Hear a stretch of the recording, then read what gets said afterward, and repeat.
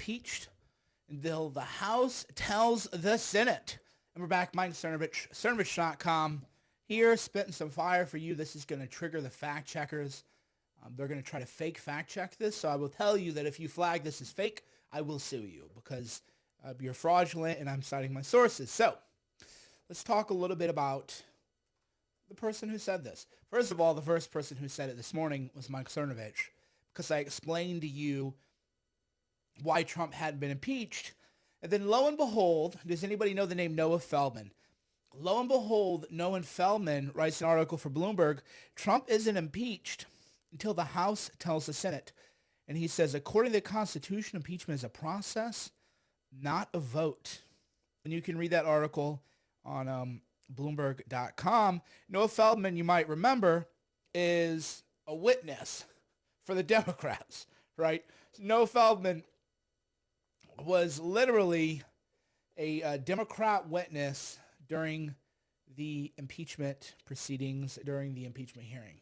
So how do you like them apples? And so that's the truth.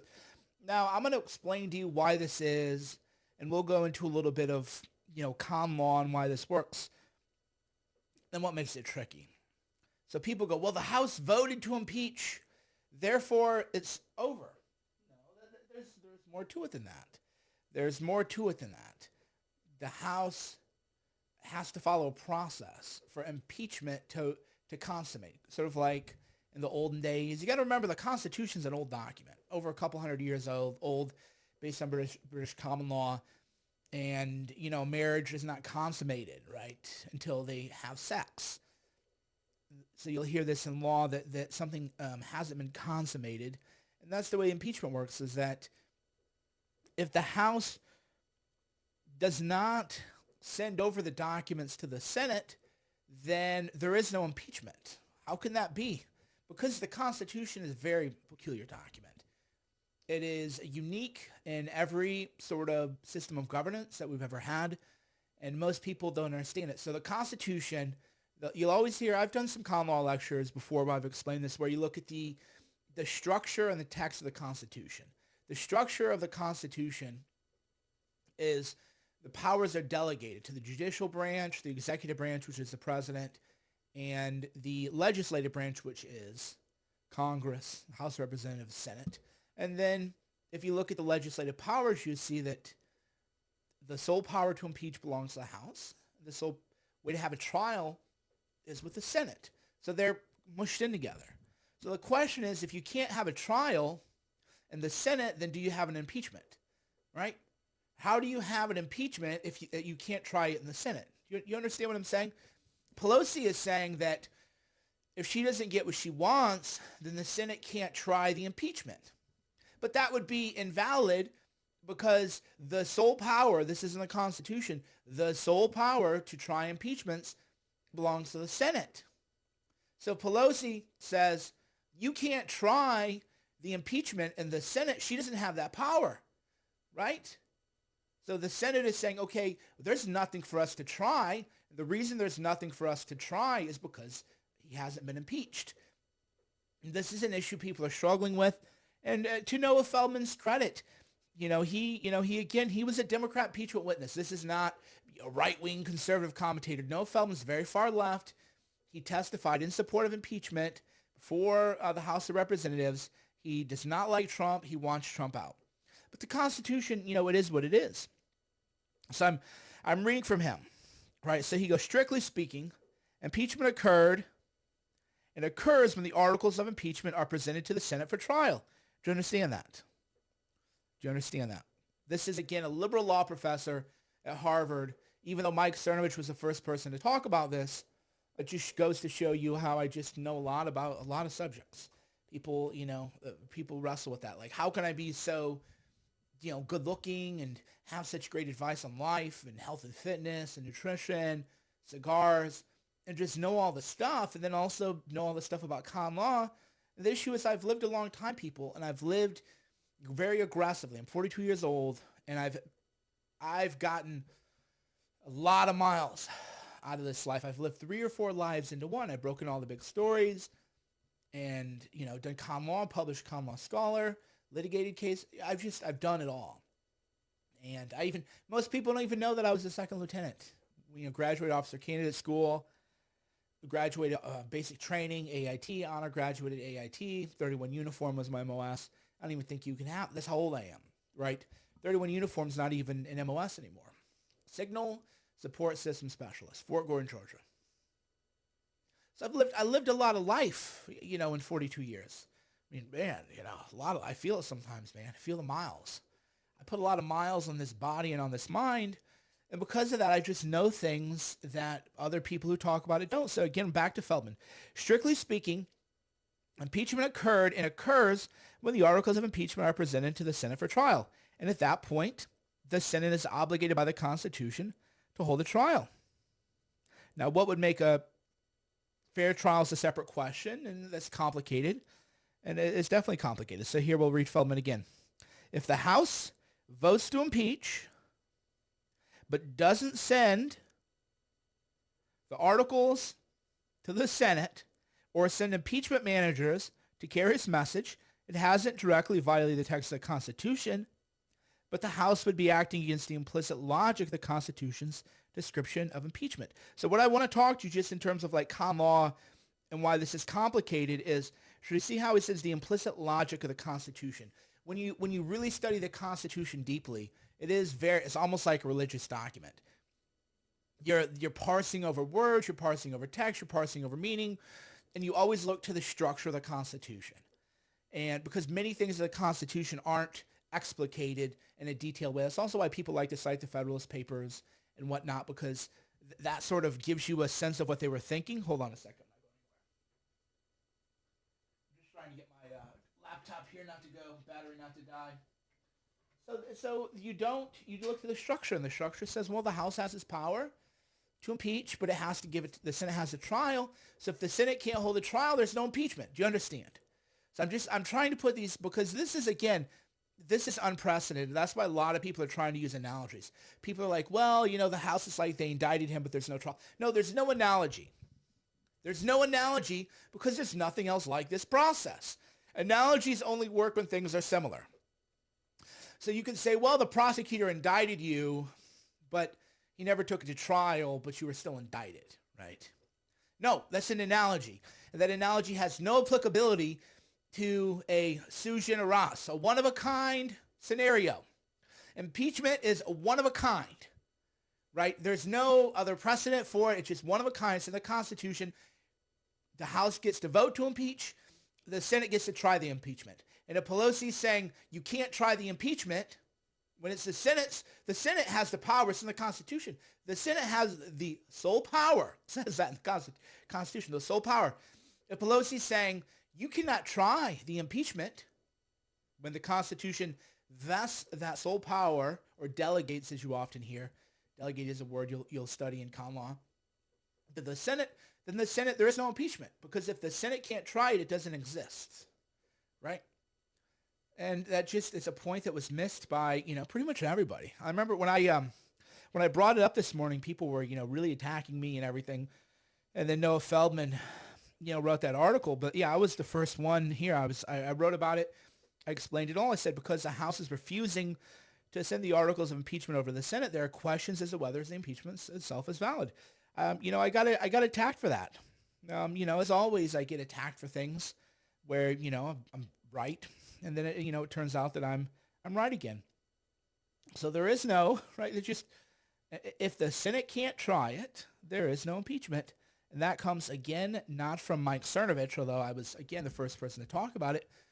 That's the opinion of the Democrat star impeachment witness, right? The Democrats star impeachment witness, Noah Feldman, law professor. So as per usual, the media is not fully informing you. The media is not educating you. Again, the fact checkers here, they're probably going to try to fact check. It's not going to go well. I'll just tell you guys. Just the lies that people tell about me and whatnot, these little fact checkers, they make up things. I'm just telling you right now, it's not going to legally go well when nobody who watches this video can conclude that I made this up when, in fact, I'm citing the Democrat star impeachment witness. I'm citing the person who went to the House and told them that they can indict Trump, right? Because when I posted that comment and when I posted that as a comment to Trump's profile or whatever, people were like, "Oh, he was impeached, you dummy." I'm like, "Okay, why don't you read the article? Do you know anything about the constitutional structure and text? No, probably not. Okay. Do you know Article 2 of the Constitution, who delegates that power to? Oh, that's right? Executive power. Article 1, who gets that? Article 3, who's that? Oh, that's judges. Oh, and by the way, the Supreme Court, here's real common law trivia. You want to know some deep common law trivia? It's called the political question doctrine. The dispute that Pelosi and Mitch McConnell are going to have will not be heard by the Supreme Court because it would be what's called a non-justiciable case under the political question doctrine. So Article 3 vests the powers of the Constitution, the Supreme Court of the United States, and other lower courts. But the Supreme Court is still a co-equal branch of government. Even though it has the power to overrule laws of Congress, it's still a co-equal branch of government, and in exercising its co-equal branch balance of power, they defer to Congress on many things. That's why, for example, there's something called the rational basis test, which is that if there's a rational basis for the law, which basically means any reason at all, the law will be upheld. So, for example, the tobacco ban. Right now, tobacco, it's a law that was just passed, part of an omnibus package. Trump's going to sign it. If you're under 21, you can't smoke a cigar. You can go to Iraq, get shot, lose your leg. Can't get a cigar. Is it rational that a 20-year-old Iraq veteran cannot smoke a cigar or vape? It's not rational. But under the doctrine by the Supreme Court, it's called the rational basis doctrine, they said, well, somebody could probably cook up some kind of reason, so therefore we're going to respect the legislative power of Congress. That's how the co-equal branches of government work. So that way the Supreme Court doesn't become some super legislator where every time you don't like a law, you go to the Supreme Court. Same thing with impeachment. There are certain questions, and again, Pelosi versus Mitch McConnell, that would be so textbook political question doctrine that if you wrote a law school exam on that in your common law class, the first thing the person would say, issue, is Pelosi and Mitch McConnell's fight non-justiciable under the political question doctrine, right? By the way, if you watch the news, you're not going to hear this. How many of you have ever watched the news and heard anybody talk about the political question doctrine and non-justiciability, right? Non-justiciability is like even kind of hard to pronounce, right? You're not going to get this information anywhere else because they don't know. They don't have this information to give. They're not really at my level. And that's just the story of my life really is people not at my level then try to critique me, but they can't critique me because they don't even know anything. Right? They don't even know what the political question doctrine is. They don't even know what the separation of powers means and how the co-equal branches of government function together.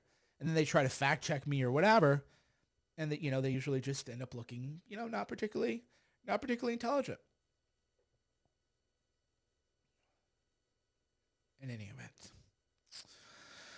But I digress. I am again citing, oh, thanks, I'm getting super chats on YouTube. Yeah, I have YouTube super chats. I rarely use YouTube hardly anymore because they've shadow banned my page. Hold on, you want to stick around while I light a cigar? I'll read your questions. I'm going to light a cigar here real quick.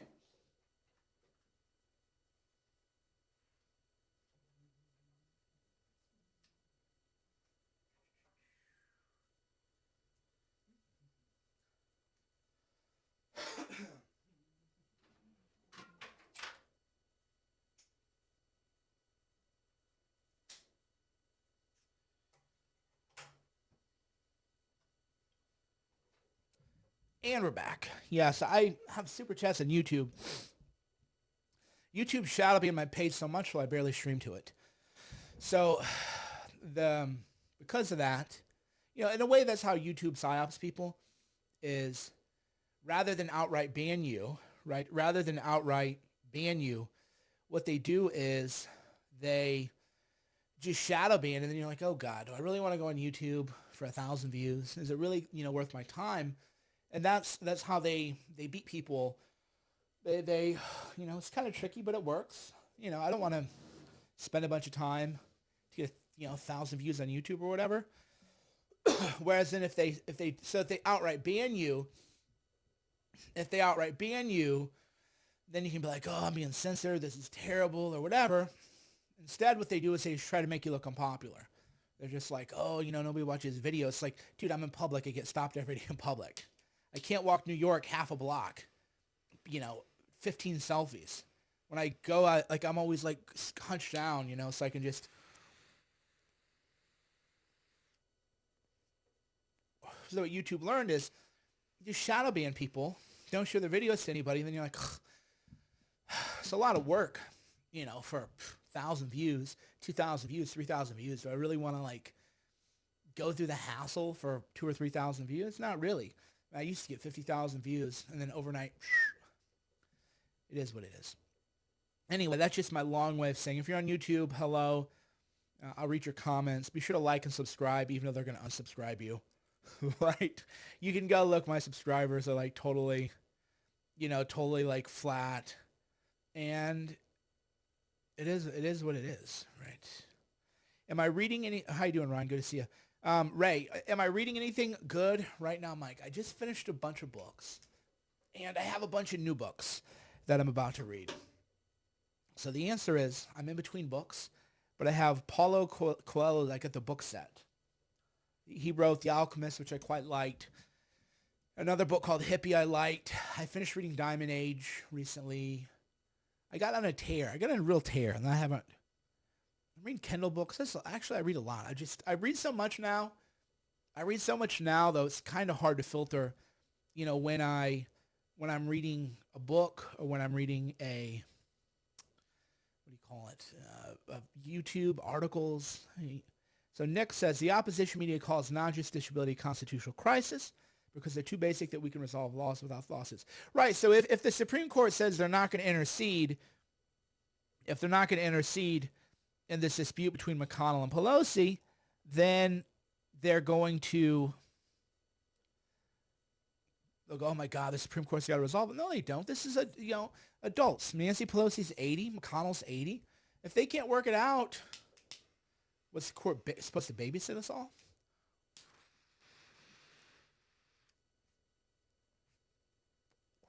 The media loves the court so much because they usually get an anti-democratic outcome of the court. The court tends to trend left for sure. That might change under Trump, but as of now, like the court is very sort of left wing, and because of that the media wants all this stuff resolved in the court, and the issue really is it's like kind of childish. It really is. It really is just kind of childish, to be quite honest. That Pelosi, we're going to impeach you because you're, this is what I mean by I love about this stuff. So Pelosi says, we're going to impeach you because you're a danger to democracy. But we're going to give you an omnibus bill. I mean, just think about it, right? This is what the media doesn't do. They never, because guys, there's no conspiracy theory in media. They're all idiots, okay? I've been around hundreds, that's not an exaggeration, hundreds, probably several hundred reporters. And they're not intellectually curious. They're not that smart. They're always looking for just kind of like gotcha moments. There's some exceptions, but for the most part, they're just not that smart or curious. And if you were a smart and curious person, a naturally smart, curious person, you would say, well, wait a minute, if Trump poses a direct crisis to democracy, then Pelosi better send those articles of impeachment to the Senate. Instead, they're like, no, we're not going to send him over. Then he's not a threat. Oh, and by the way, even though he's such a threat, we're going to send him a $1.4 trillion spending bill. Okay. Is that how you treat a threat? Right? So it always kind of reminds me when the media will say like, oh, this group is so dangerous, or, for a while they tried this narrative that like I'm some dangerous person, but then they're like always around me. And it's like, okay, if I were really a dangerous person, you wouldn't be around me. You know what I'm saying? I'm like, oh, Cernovich is this like scary guy. Can you believe how scary he is? Oh, we're so terrified of him. And then like I'm at the Trump or whatever, I'm just like out and about, and they're just like following me around with microphones and stuff. And I'm not like pushing them or anything. I don't care. So if you're really afraid of me, you would never want to be around, unless there's exceptions. Like some girls like guys who are a little dangerous, a little scary, but that's, it's a different, we're digressing. The point is, if Trump were really a direct threat to democracy, you wouldn't send him a $1.4 trillion spending bill, right? You wouldn't. And you would not withhold the articles of impeachment because you would want the Senate to acquit him, and then you would say, oh, the Senate acquitted him. The Senate's corrupt too, and then you'd win back the Senate.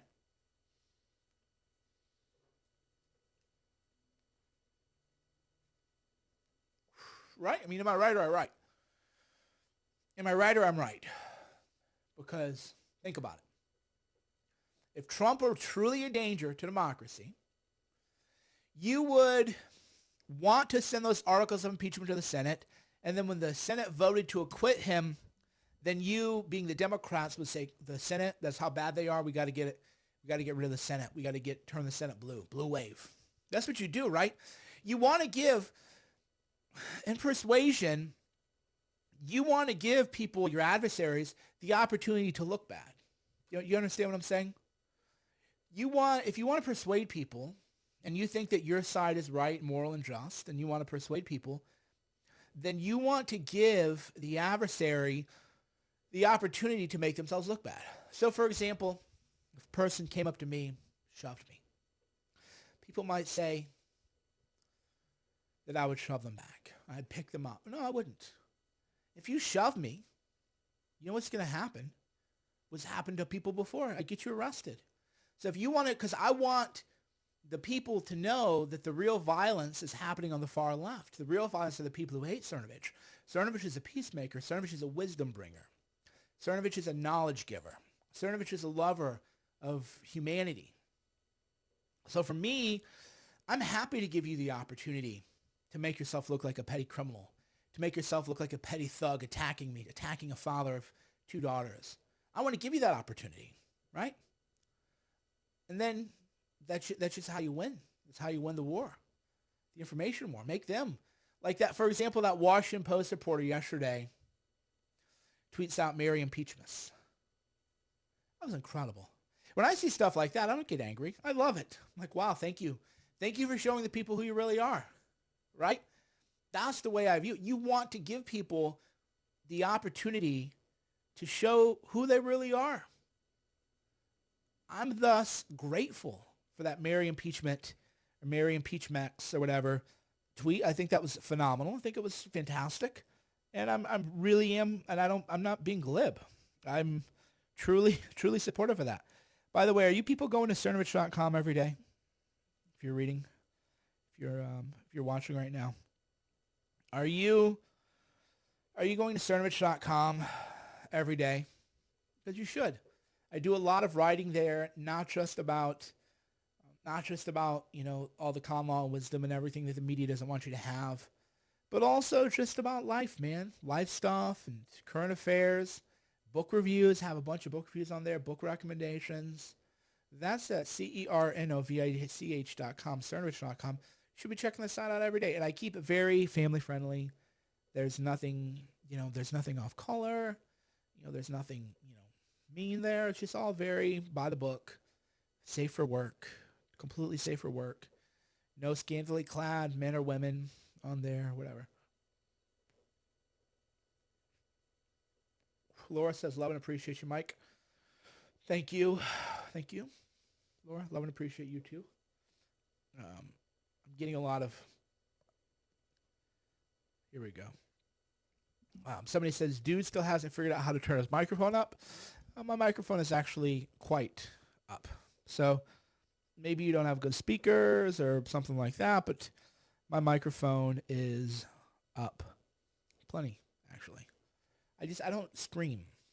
A lot of people who watch talk radio kind of find me and they are used to people screaming. I don't scream. I don't get hysterical. I don't yell. I could do that, and I used to do that, but I didn't like the people who watched me, right?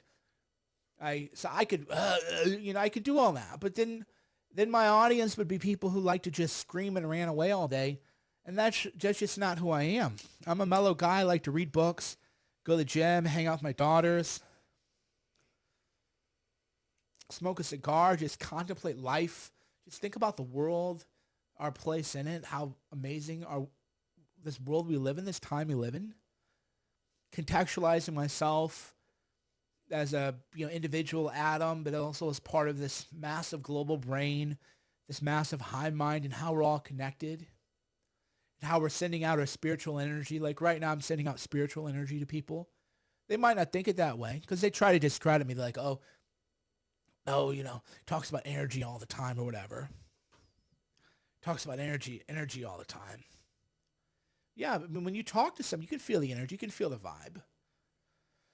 So I'm mindful and conscious of the energy that I send out. And you got to remember too, the energy you send out, the energies you're going to attract. So if I send out ranting and raving and screaming, then I'm going to attract ranting and raving and screaming people. But I don't want that energy directed back at me. I want people who are thoughtful. I want people who, when the time comes, aren't cowards. But you can be thoughtful and brave. For some reason, people have concluded that you can't be contemplative and nuanced and also fierce and brave. But the great samurai warriors, you know what their hobby was? It's not rhetorical. Does anyone here know what hobby the great samurai warriors, including Miyamoto Musashi, what hobby did Miyamoto Musashi and many other great samurai warriors pick up?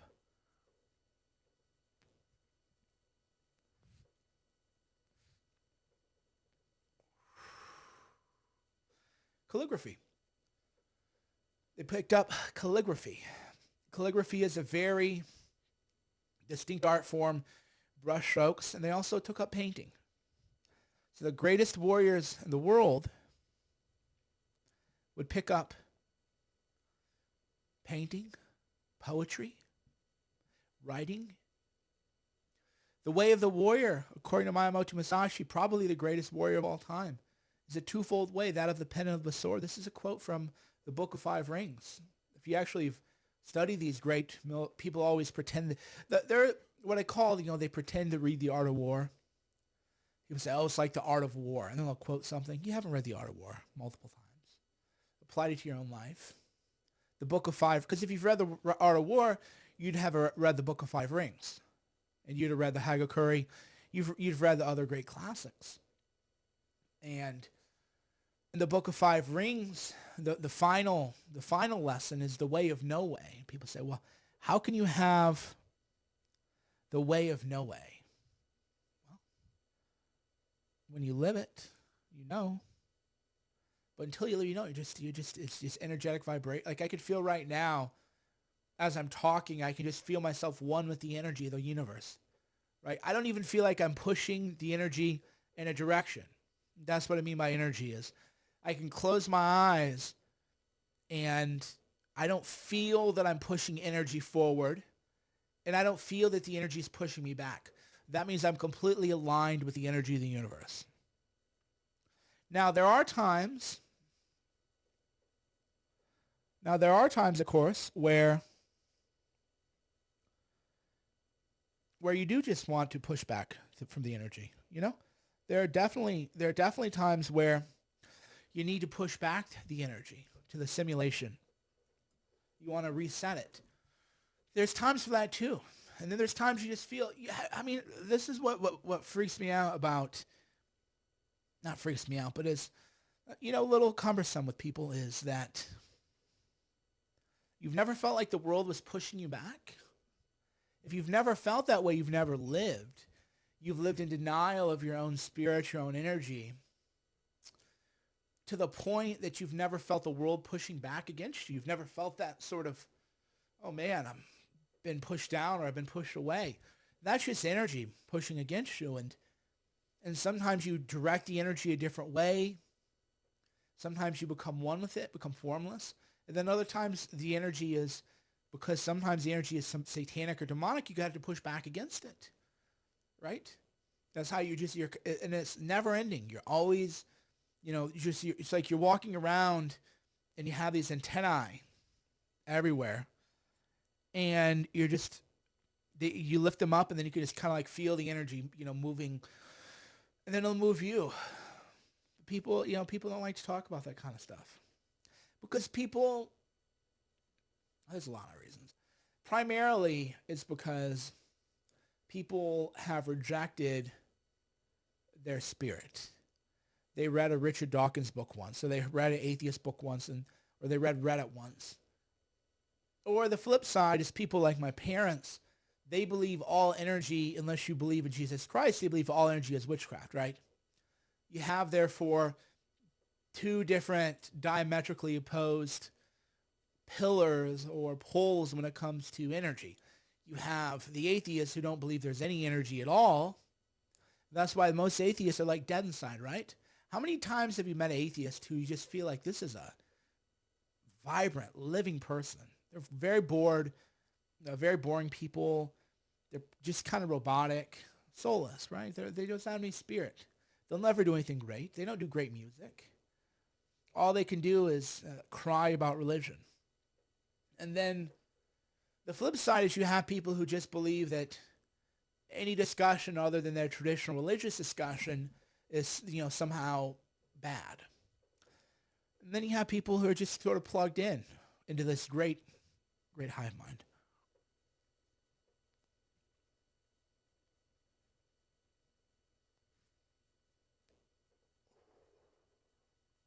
If you're on YouTube, hit the like button. Hit the subscribe button. If you're on Facebook, send an emoji. Post a comment. Let me know what you're thinking. If you're on Periscope, then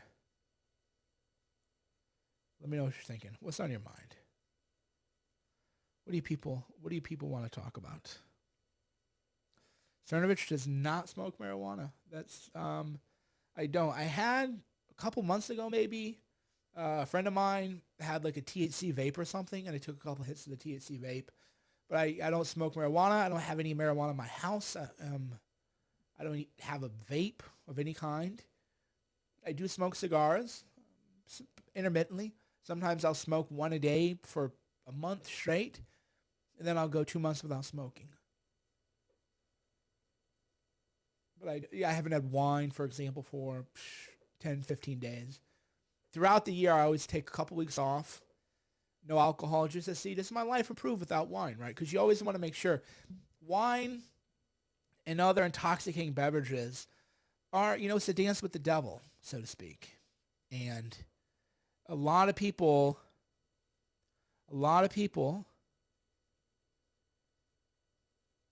are, how do you want to say it? A lot of people get taken over by things. And when it comes to love or wine, you want to make sure that you're not losing yourself to them. So for me, I'm like, oh, okay, I did a month in January. I think I did 3 weeks in June before I went on vacation. A couple weeks just now. We just don't drink any. And then you're like, okay, I'm fine, right? Don't care. And then, because to me, wine, because I don't drink beer. I drink I drink a certain kind of red wine because it's like an experience. But you got to make sure, that you're not, develop any kind of problem. So you're just okay. So me, if the day that I'm like, okay, I'm going to go a month without drinking wine, the day that I like crave it, I'm like, okay, I'll never drink it again. But to me, it's like, oh, okay. I'm not like checking the calendar or whatever. Like that's what I did in January. I was just like, oh, wow, it's January 28th and I haven't had wine all month. Cool. It wasn't like counting it down. Because if I were counting down the days, then I would know I had a problem, right?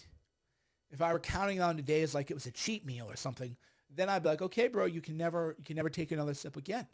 That's how you know. You're like, oh, it's 30 days. It's really hard to not drink. If not drinking were hard, I would immediately not drink. So you drink wine, Japanese whiskey, time to time. And the cigars, but yeah, no marijuana, Even the ayahuasca, I haven't done ayahuasca in 4 years, I think 5 years maybe. 5-MeO-DMT, that was almost 10 years ago. So because a lot of times, a lot of articles people haven't seen, and they think they think because I linked to it today that I wrote the article today. But a lot of the articles I wrote 10 years ago, and then I'm, just letting people know, like, oh, a lot of people are new here. I want to make sure that if you're new here, that you've read these other things, because I want people to read all the articles at cernovich.com. Do I still have a cute dog, Julius? Yeah, Julius is taking a nap, I think.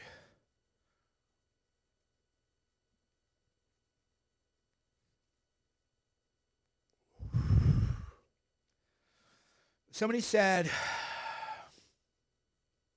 do psychedelics open your consciousness? That's definitely the case. They'll teach you, they'll make you question a lot of your assumptions about the world. They make your mind, and this is where a lot of people kind of lose their mind, is you want to have a flexible mind, but not a Gumby mind, right? A Gumby mind is just all over the place, not anything. You want to be flexible. You want to ask if the limits you believe about yourself are true. And because that applies to all areas. Most people, I've always said that if you had to make one mistake, and the mistake was to underbelieve or overbelieve in yourself, you always take the overbelieve. Because even if you're like delusional, you'll eventually be okay. It might take you a long time. You're going to make a lot of mistakes.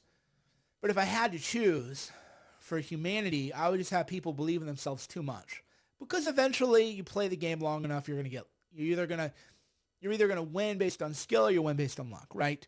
It's just kind of like, the easiest way to put it is in terms of, like, if you just went to 100 women and said hi to 100, and like if you're really good looking or something and have a little bit, you're a little suave, then you're going to have a better probability. But even if you're just a nobody or whatever, you're going to hit it. Might not be, by hit it, I don't mean in a sexual way. I mean, you hit the luck.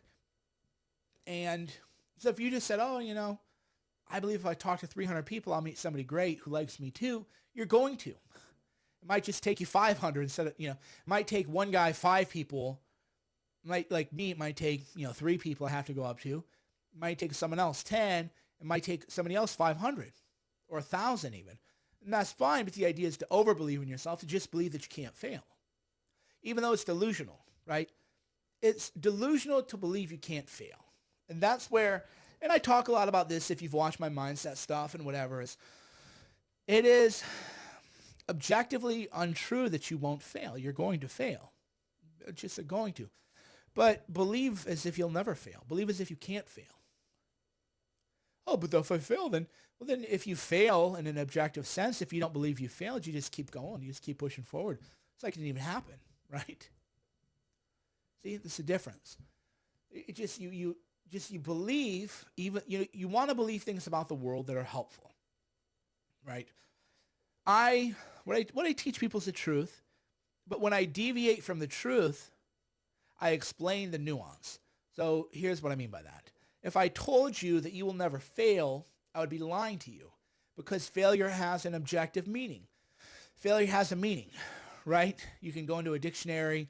This is the words. This is what words mean. We've all agreed there's a word for this, and so everybody can fail, but you should believe that you can't fail. Because if you believe that long enough, you'll eventually hit it big, either through skill or luck. If you have skill, it'll just happen sooner, right? If you believe you can't fail and you have skill, then you'll it might take you 2 or 3 years. If you believe you can't fail and you don't have that much skill, it'll take you 10 or 20, but you'll still hit it. It's just going to take you a long time to hit that number. It's take you longer, but you'll still hit it eventually. Or you'll perish from this earth, but you'll never give up hope, because people who don't think they can fail always have hope, right? If you believe you can't fail, then you'll always have hope. And if you wake up every day with hope, and then one day you just fall asleep and never wake back up, that's a hell of a life to live, right? That's why I tell people, if I'm wrong, I'm wrong in a way that's beneficial.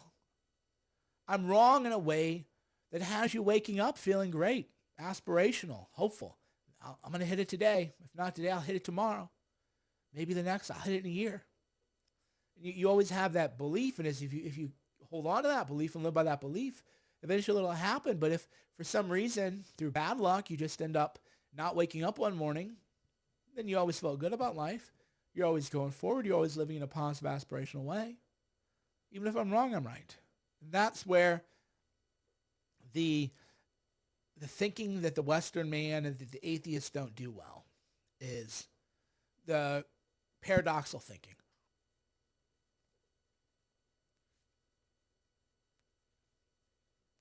So paradoxical thinking is, even if I'm right, I'm wrong. How can you be right and wrong at the same time, right? That's the kind of thing that maybe when I was like 22 or something, because if you're a young man especially, you want to like argue. You can't just accept wisdom. That's the biggest. Although that's not true. I mean, if I'd have had someone like me when I was younger, because I had a pretty good mentor, and so if I'd had knowledge available that I offer, then I wouldn't have rejected it because I accepted most of it. And the paradoxical thinking is, even if I'm right, or even if I'm wrong, I'm right. Even if I'm wrong, that everyone watching here could be a millionaire, right? Because I believe everybody can. You just have to figure it out, and it takes long enough. Some people, it'll just happen sooner than it will later, right? Some people, it'll hit sooner or later because you have skills and you have talents that are needed, the market needs, because there's so much luck in this stuff. Warren Buffett has even said that, which is that because he has a very, I don't want to use autism as a slur, but he has a very, sort of Rain Man kind of mind, where he can just do calculations in his head that work very well in a financial point of view. So Warren Buffett will tell you, if he had been born 300 years ago, he'd be dead because he's not physically strong. He's not that politically savvy.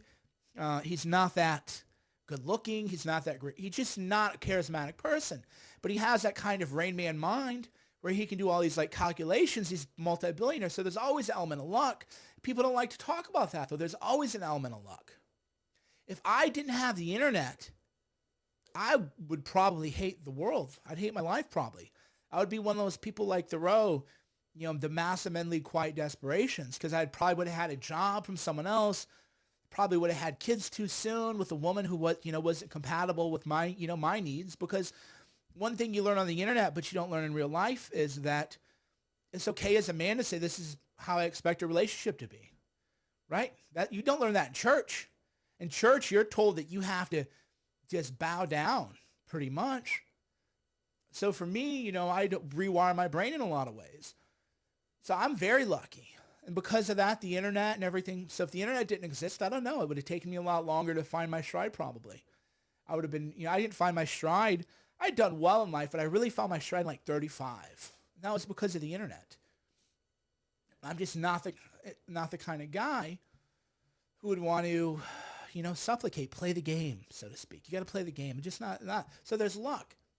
That's why I tell people that if you're in the game long enough, you're going to get lucky. And if you have skill that overlaps with the time period that you live in, then you're going to do well. But if you don't have that underlying belief, it's the same thing with creative people, right? Creativity. People say, oh, creativity. I read an article, Andre 3000. He feels insecure. Everybody feels insecure. I watched this thing, kind of a sad thing. So younger fans of mine were like, Mike, I know you have pretty good taste in music. You got to listen to Mac Miller. And I was like, Mac Miller, come on, shut up, dude. I was like, I'm not going to listen to Mac Miller, some like pop star. No interest at all. And then one day I was like, okay, they like bullied me too. And I was like, oh, no, he actually has lyrics. His bars are fantastic. So I just thought.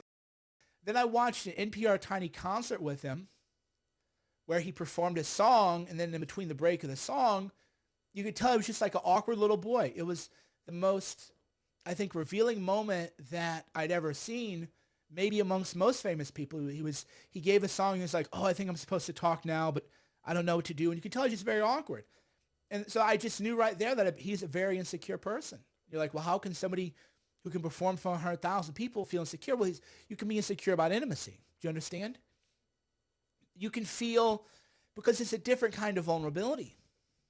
So you can tell that this is a person who felt insecure with intimacy, where you could just sort of exist and be yourself and maybe not be on a pedestal.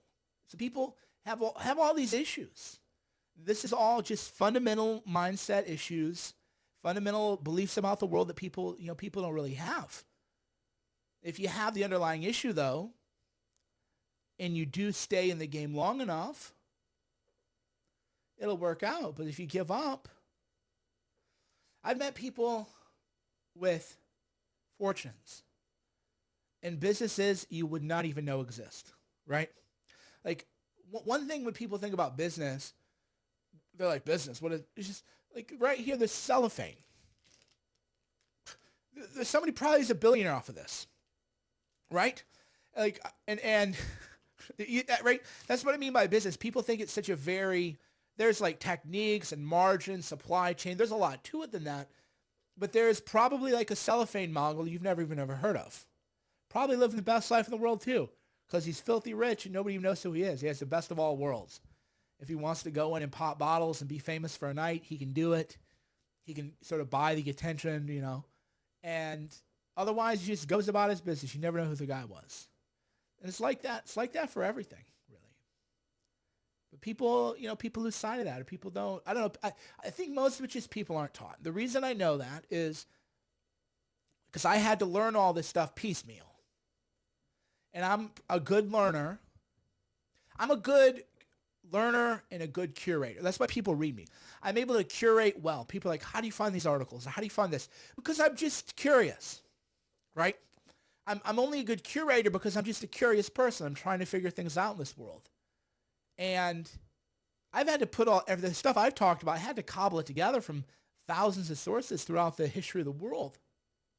So there's no, people aren't getting this knowledge, at least not all in one place. And then everyone, you kind of have to figure it out piecemeal, but you realize then it all goes back to your underlying beliefs. Everything always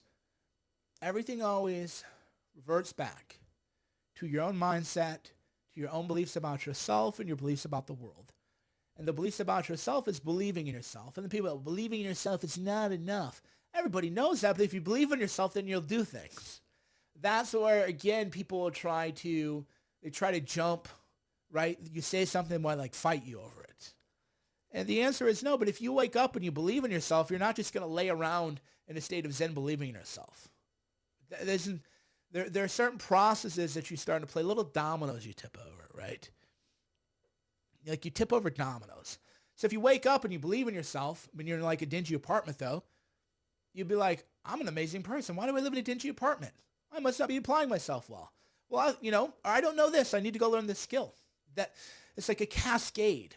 Life is about setting off cascades. So if you start with the belief, I think that I deserve more than this. This doesn't even make sense to me. Then you just realize, okay, I just need to go learn appropriate skills or something like that. But if you don't believe in yourself, then whatever state you're in is the state you accept.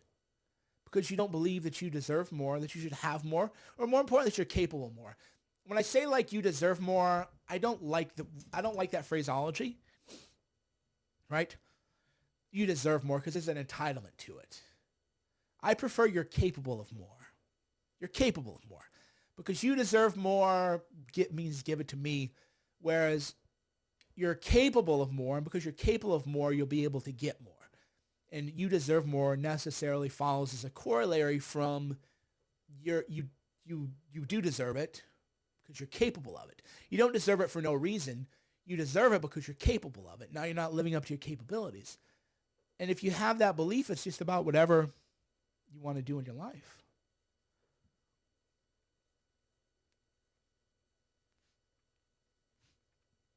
So question, a guy comes in and says, thanks, Mike. My biggest issue with public schools is that they don't teach how to invent, run businesses and how the capitalism ladder. Okay, they don't teach it. So what, right? Who cares? You're dwelling on, and I don't mean to be glib or dismissive, I'm just correcting your thinking. You're dwelling on a problem.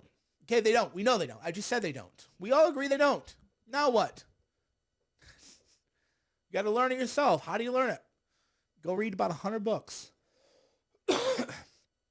Go watch a master class, right? Go watch I wanted to learn about photography, so I took a master class photography. Annie Leibovitz, one of the most famous photographers. You can just go learn it.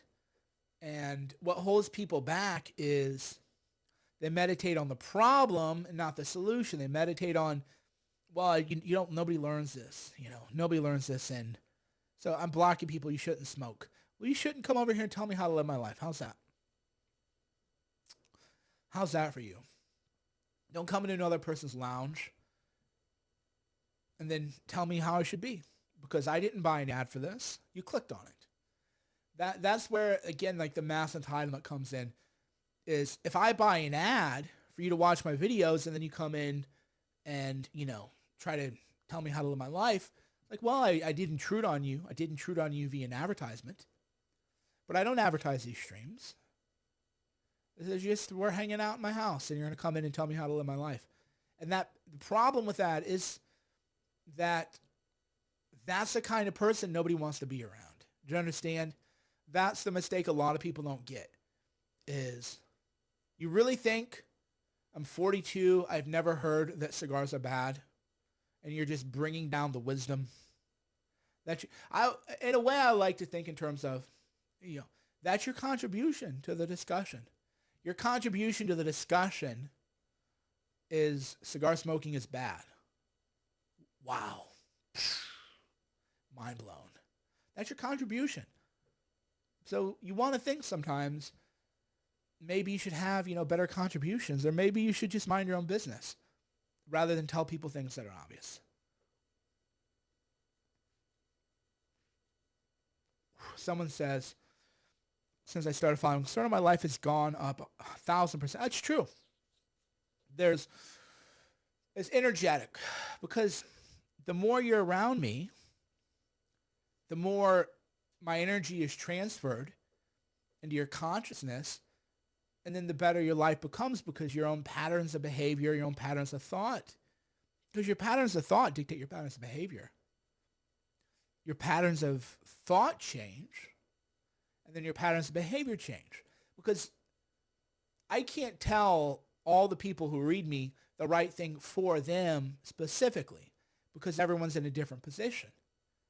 But the fundamentals, the concepts, the principles are all the same, right? Because a lot of times men are like, oh, what should I do? I don't know what I should do. And then I just tell them, well, don't get anybody pregnant and don't go into student loan debt.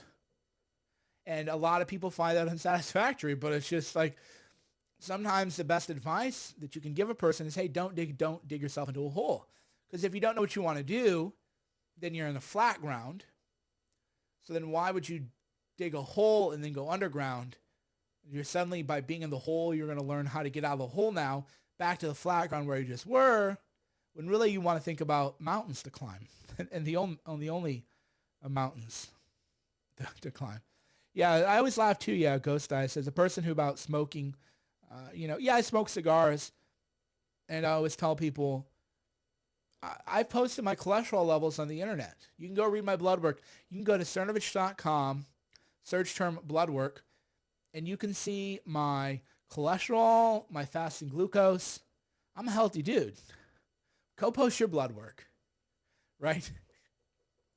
Do you even know what your cholesterol levels are? HDL, LDL ratio. I get that a lot too, especially, people go, oh, if I get in like really good shape and get jacked again, people are like, oh, you're on steroids, you're so unhealthy, you're going to die.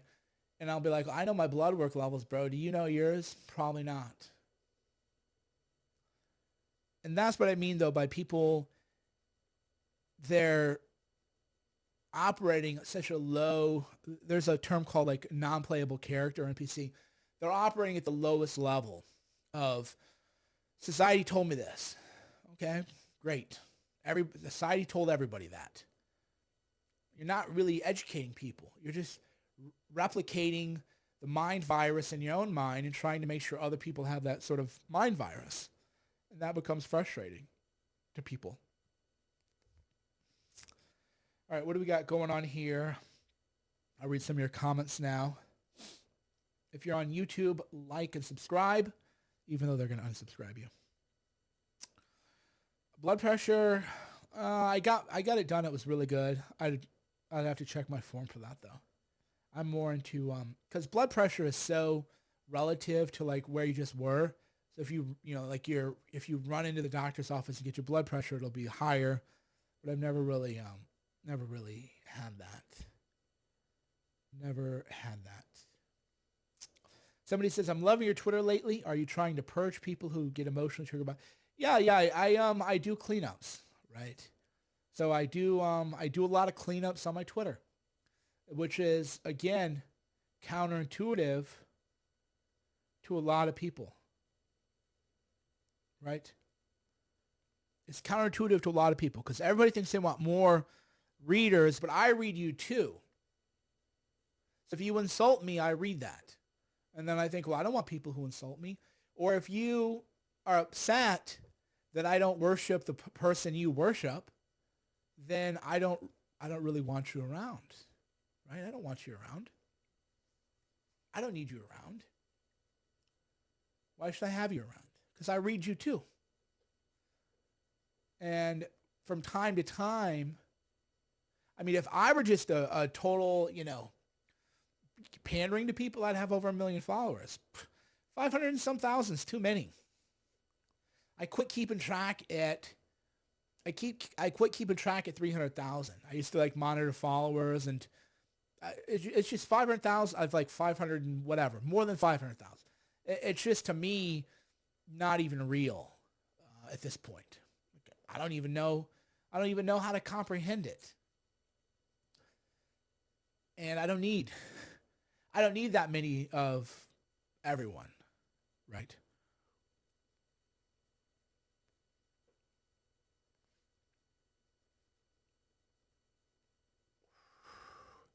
All right, my friends. It's been great talking to you. For those of you who clicked on to hear about Trump and impeachment, you must be new here. We talked about Trump and impeachment earlier on. But as so often happens, we move the conversations in other directions because that's what we like to do. I don't want to talk about one subject all the time. Just like people who follow me from my mindset work would get mad because then I would talk about journalism and other subjects. People want to confine you to one dimension. And I don't want to. There's a great book, Herbert Marcuse wrote it, One-Dimensional Man. One-Dimensional Man. I read that in law school. Even though it's a postmodernist book and cultural Marxism, whatever, it's a great book. Most people live a one-dimensional life. And here's how I can tell you if you're living a one-dimensional life or not.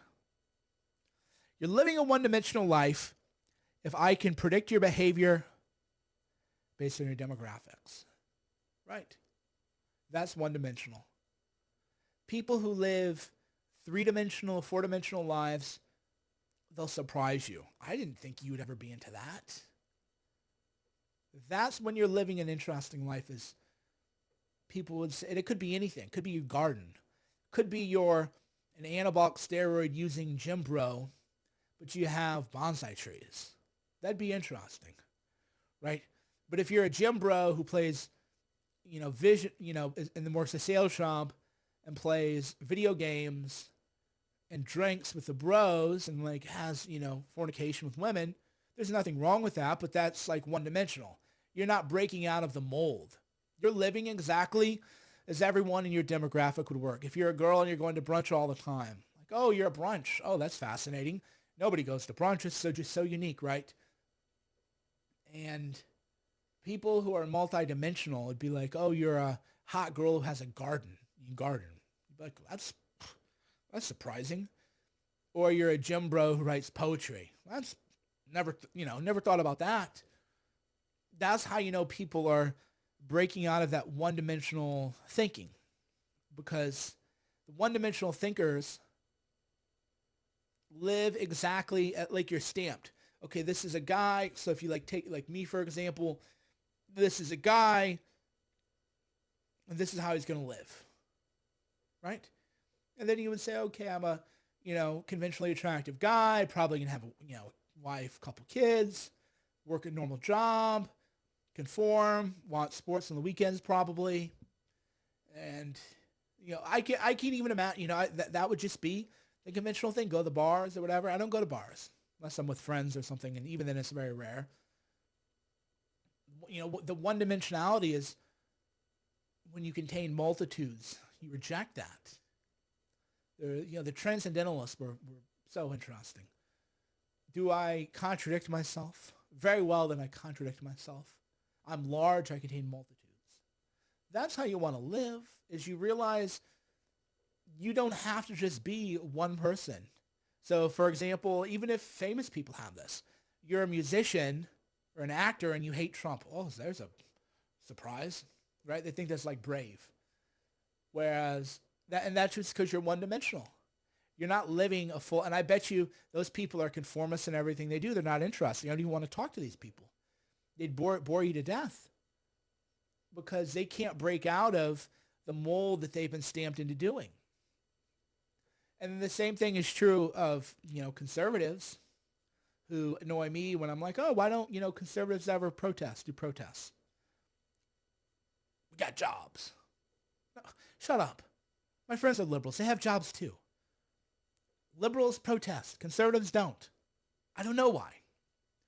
But if that's your answer, we got jobs, you have not thought, actually. You've never actually thought about the issue.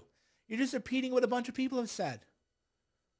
You think all those women who marched during the inauguration didn't have jobs? They're mostly professional class women.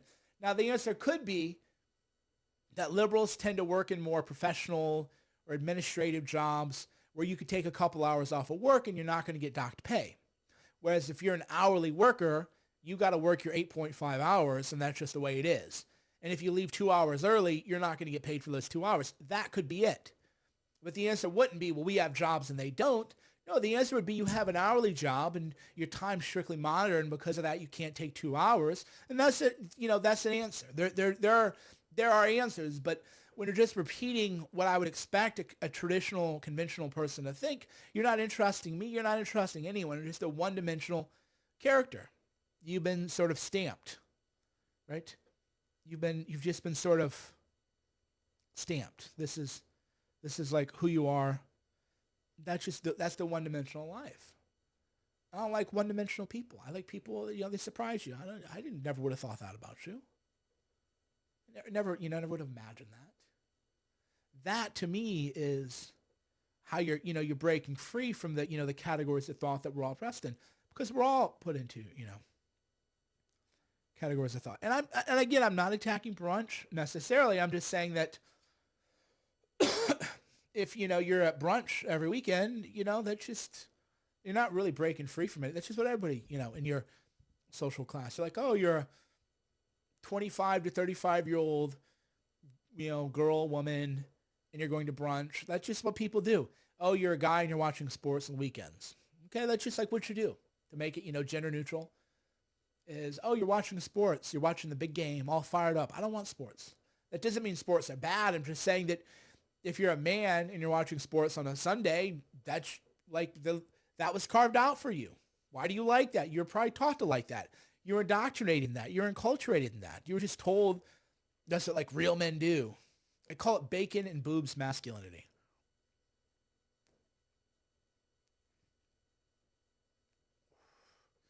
Here's what I mean by bacon and boobs masculinity. In the modern world, as a man, you can say, I like bacon, boobs, and IPA. And that's the category of masculinity that you're limited to. As long as you stay in those lines, you're fine.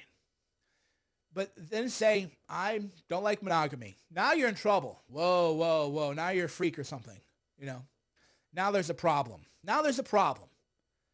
So you think I'm a real man. I like bacon, boobs. I don't mess with them vegans. I don't know, Jake Shields is vegan. He'd beat your ass, Like, get real. There's a lot of vegans smash you, The Diaz brothers, they kind of switched from veganism to vegetarianism. So the idea that fighting, which is a traditional masculine activity, right? And you're like, well, I eat meat, therefore I'm a man. No, that's your advertising, it's marketing, PR. That's the little lines that they've colored for you. You're allowed to say like boobs, but if you want to date 5 women at one time, now you're a scumbag. Now you're a douchebag, right? Then men hate you too. You're a douchebag. What kind of douchebag wants to date 5 women at a time? So you're not allowed to do that. Well, why not? Because you're, by society, culture, you're just the lines that are, cut out for you. Here's what you're allowed to do. Here's how you're allowed to live your life. And then you think that that's freedom. You think that doing what you're allowed to do makes you a rebel. Eating bacon does not make you a rebel. Eating meat does not make you interesting. Eating meat does not make you a real man.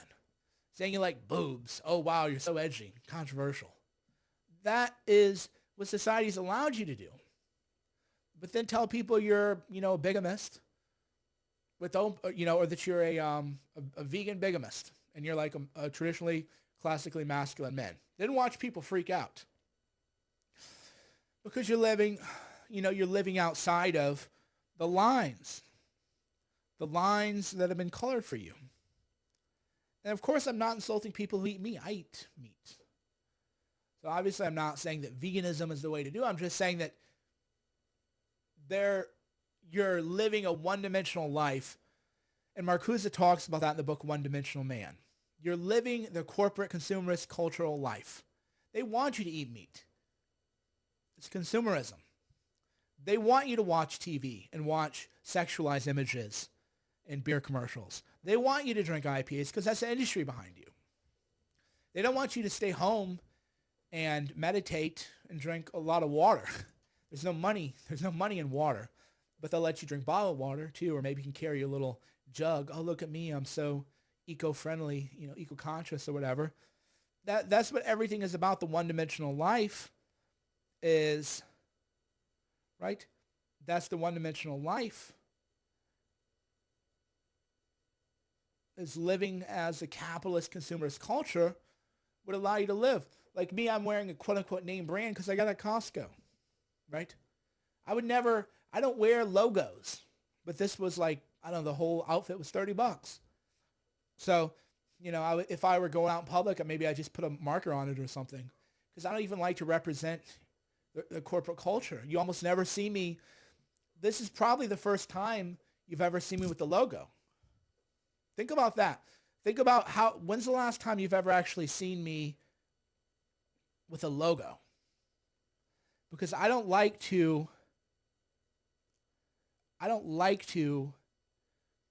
advertise corporate consumerist culture. But, occasionally, you get a good deal on something like that, and then that's fine.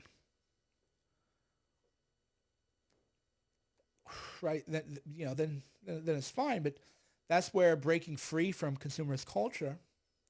Also, too, that's why a lot of people don't really know my politics. Confuses a lot of people.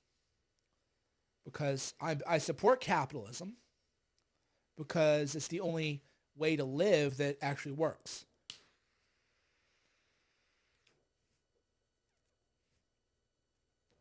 Right? If there were a better way, I don't support capitalism because I believe it's the only moral way to live, because you're freely exchanging values. I've read Ayn Rand. I've read The Anti-Capitalist. I know the arguments are for it. So I don't support capitalism because it's the only moral and just way. It works.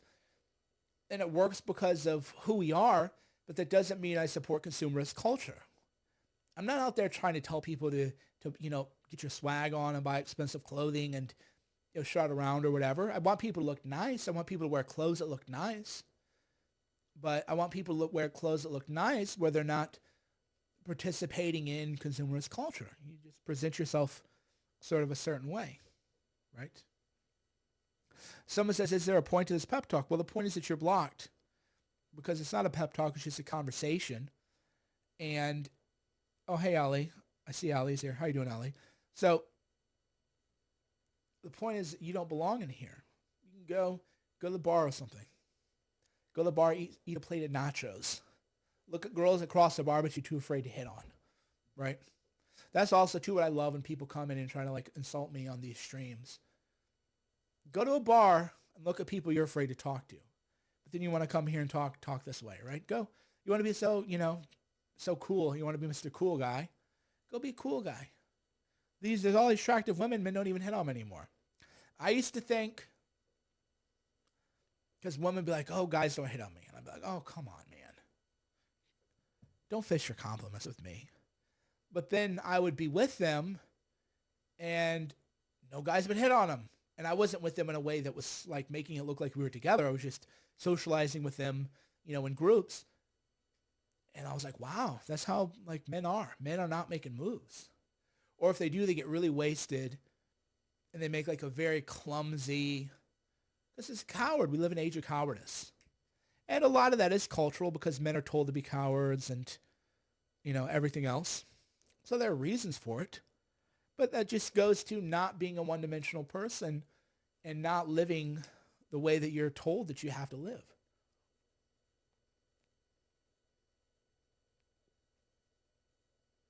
Someone says the best way to find a good woman is to not look. Okay, boomer. Okay, boomer. That is like the worst like boomer advice in the world. The best way to find a good woman is to not look. Okay, boomer.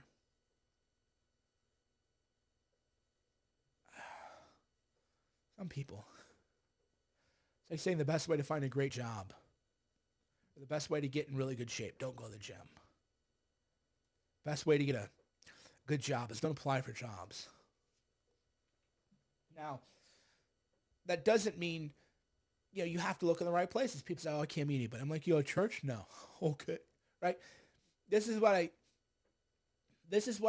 and by love, I just mean what I always find amusing is people say, oh, I can't meet anybody. Do you go to church? No. Okay.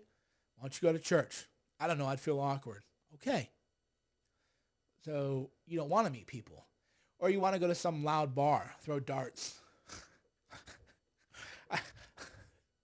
Just sometimes when I think about what people do, I mean, could you imagine anybody who knows me, if you were like, hey, Cerno, you want to go to the bar and throw darts? I wouldn't even know how to answer that question. Go just throw darts and dull the faculties? Just drink Budweiser and throw darts? I just can't even comprehend it. I can't even imagine that. Remember I was in college, I'd go out with my friends, I'd try to do that. And I always wondered, and this is kind of the story of my life, which is, are people having fun, or are they just, are they having fun, or is everybody just in on a gigantic lie that I'm not in? I would think that all the time. Like, this is not fun. I would literally just be like an alien thinking, how is everybody here having fun but me? Could be that I'm the problem, but is this really fun, or is this just everybody's been deluded into a lie that to think this is fun? And although I'm not saying that I have the exact, Nestor's here, good to hear you, Nestor. And although I'm not saying I've solved the problem, just based on the lies that people believe, I'm inclined to believe that everybody just sort of has agreed to that lie. Culture is ultimately a shared delusion, right? That's what culture is. Think about that for a minute. Culture is a shared delusion. Here, I'll give you a great example of that.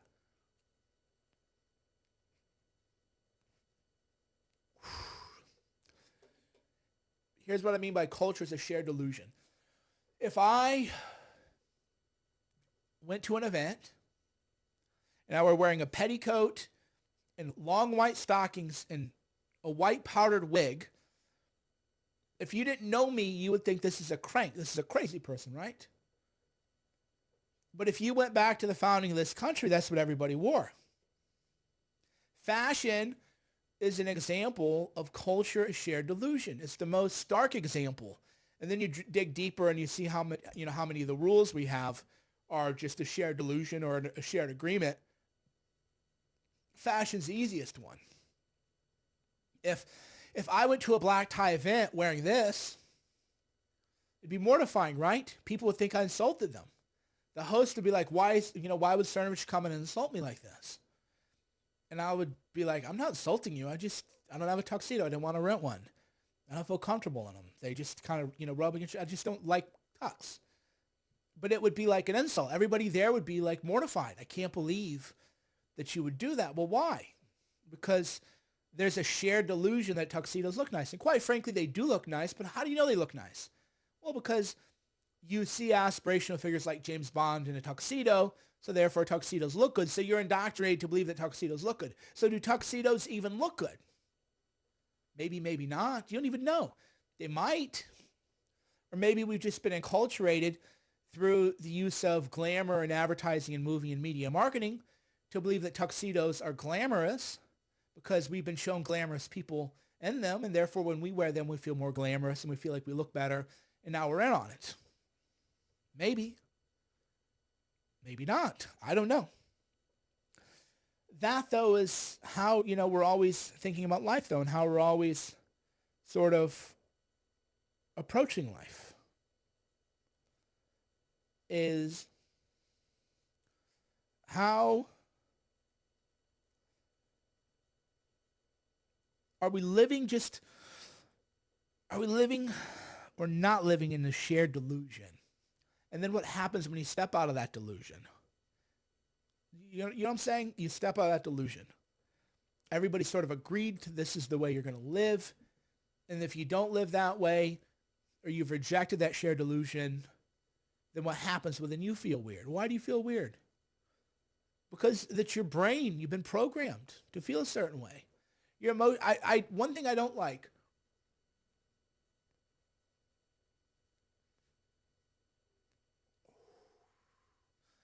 is when people say,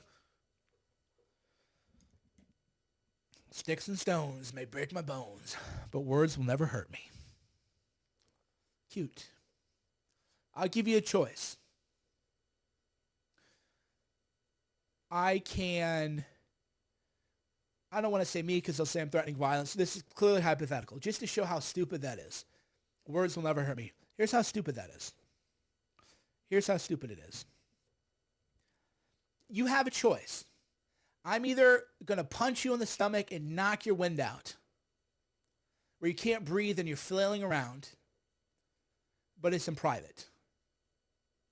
Or I'm going to shove you against the wall and tell you you're a pathetic coward and there's nothing you can do to me. I'm going to do it in front of 50 people. Which do you choose? Right? This, again, hypothetical. I'm not threatening violence. Your choices are someone can punch you in the stomach in a way that's going to knock the wind out of you and hurt you badly, but it's in private. Or you can have somebody kind of shove you against the wall and just punk you out in front of 50 people. Which is going to hurt worse? If you're a liar, you'll say, well, I'd rather be punked out in public. No, you wouldn't. No, you wouldn't. The idea that words don't hurt and people laughing at you, you got, that'll hurt you way more than the physical pain. Physical pain goes away easy. It's the emotional pain, the wound to your pride. That's why you have to be careful, too, picking fights with people. If you go after a person's pride, they'll brew that out long, long more than just a punch. If you attack a person's pride and wound their pride, read the Cascade of Amontillado. Cascade of Amontillado. It was a slight. He wounded his pride. Right? The main character's pride was wounded, so that he ends up tying a guy up chaining a guy to the wall and building a wall around them. One of the great lines was, "For the love of God, mon stressor." My stressor answered, "Yes, for the love of God." So powerful. Short stories, you read these in junior high, right? I don't know if they do now, but if you went to a public school when I was younger, even in the Midwest, you read actually real books. The lessons there are, you wound a man's pride, he'll brood over that for years. Whereas just a physically painful act, get over that in a day. That's why it's just a lie. Right? That's why it's just a lie to say that words don't hurt you. Words do hurt you.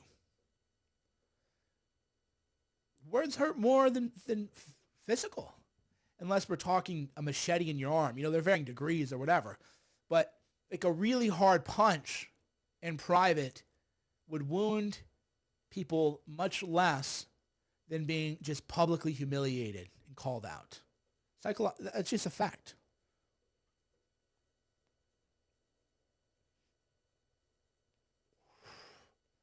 Now,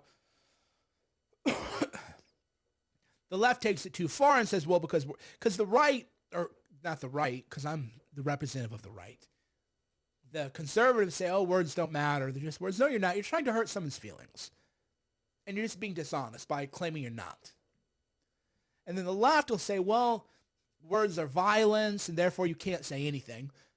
And the right answer to reconcile the truth with the glimmer of truth underpinning the left position is that if you go through life without any kind of emotional wounding ever, you're going to become very fragile and you're going to break. And that's just due to the inherent nature of life. So you have to, be a little tougher. And that's my position. Is there's a point to the left. Words aren't, people in the curse, words aren't violence. Oh, get dressed down in public by someone, right? Have someone diminish you in public with just words. See how that feels and see how long that stays with you. See how long that stays with you. Years. That'll stay with people for years. Which, by the way, the flip side to that is you don't ever see me dress anybody down, ever. Why?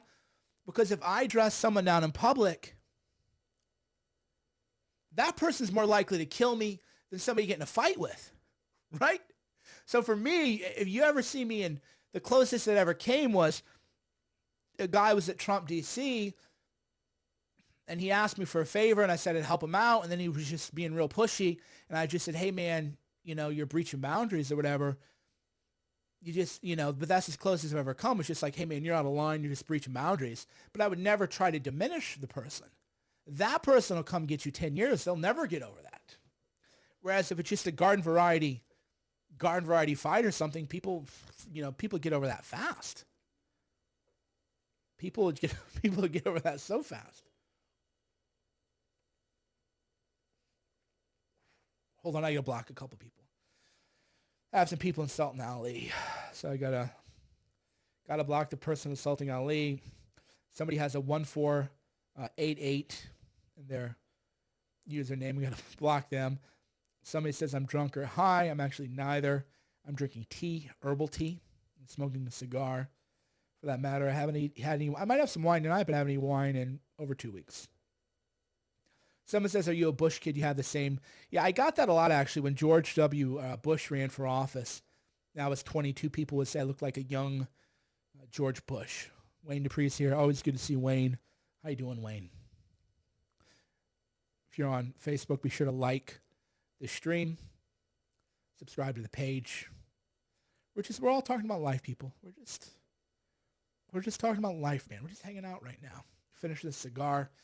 Smoking a Añejo 55, aged in cognac barrels. Yeah, people would duel over words. So people say words. That's why I think I like Wayne, because Wayne keeps it real too, right? I like Wayne because he's quote-unquote conservative, whatever that means anymore, but he just keeps it real. Where if you're saying that words don't hurt people, you're just not an honest person. Words hurt more than physical punches. Unless it's like a physical punch, like a really bad one. But like an arm punch hurts. So if I had the choice, you could like punch my arm really hard and be like, and it would hurt for like a week. Or I would be publicly dressed down in a way that diminished me. Then I would take the arm punch any minute. Are you kidding me? Arm punch, I'd be like, that sucked. Shake it off, put some ice on it or whatever. But to just be attacked in public, then that's how you make enemies for life. That's why I don't do it. Again, that's why I don't ever dress anyone down in public. Because that person 10 years from now will still want to get you. And they'll want to get you more than if it were just a minor tussle or a minor physical thing. So conservatives are just not being honest when they're saying words don't hurt. When they're not, you don't have to buy into the full left thing where, words are just as bad as murder or something, but don't act like words don't matter. Don't act like you're not saying things to try to, emotionally harm people. It's just not honest.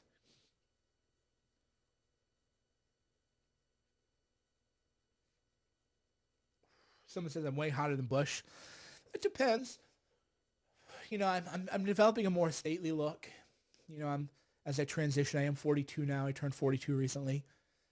And, I'm transitioning. That's why I'm wearing the glasses. This is all very... I'm moving in a direction of a distinguished, stately older man. That's what I'm kind of leaning into. You always, especially if you're a public figure, you always want to kind of think what you're doing. And I'm leaning into less of a provocateur, less of a D-bag. Although douchebag doesn't insult me. People are like, you're a douchebag. You're just telling me you're insecure and you feel threatened by me. You feel like the girl you liked would leave the bar with me. So that's just your issue. Because you never call a loser a douchebag. Douchebag is what you call the winner that you're jealous of because you think he gets all the girls. And that's your way to try to delete him. So it doesn't insult me, but in terms of public face, I've moved away from those years. Right. Now there are people trying to be like, well, a gut punch killed Houdini, blah, blah, blah. This is what I call by people who just can't get the point. You can't think in terms of the vibe. Because I just said there are examples where physical punch could do more damage than emotions. But as a general rule, the vibe is that if you get dressed down by your boss and you're in in a room with your coworkers who you respect, that's going to hurt you way more than most punches. It's just a vibe. So there are people, they're called like vibe killers. And you don't ever want to be a vibe killer. The vibe killer is a person's like, well, actually, you call him like, well, actually guy. Well, actually, you're a vibe killer. You're like, yeah, it makes sense. You're right. I never thought about it that way. Yeah, I never really thought about why you should never really dress someone down in public because you're going to make an enemy for life in a way that you never would if it were just a garden variety fight. The garden variety fight, people just forget that ever happened. You publicly dress someone down, they're going to hold them grudges forever. 10 years. And they'll remind you of that. That's just a vibe. That's the truth. And when you really think about that, then you get the vibe. Right? Then you get the vibe.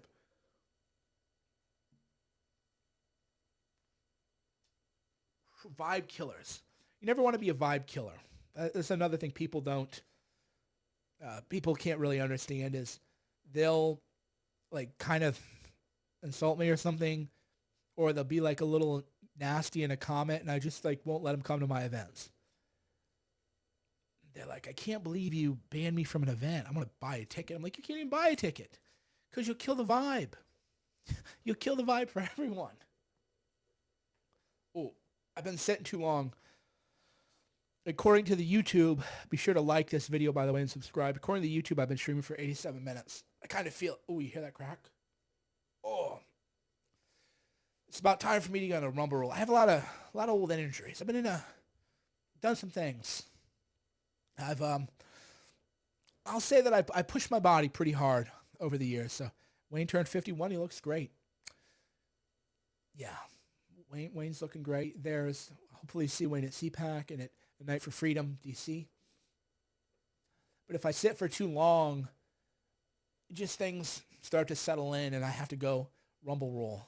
Rumble roller is like a foam roller with big, huge spikes on it. You go on it and you're getting cracked like cellophane. Right. Just from the years. All right, my friends, it's been good talking to everybody.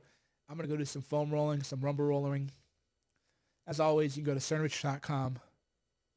CERNOVICH.com.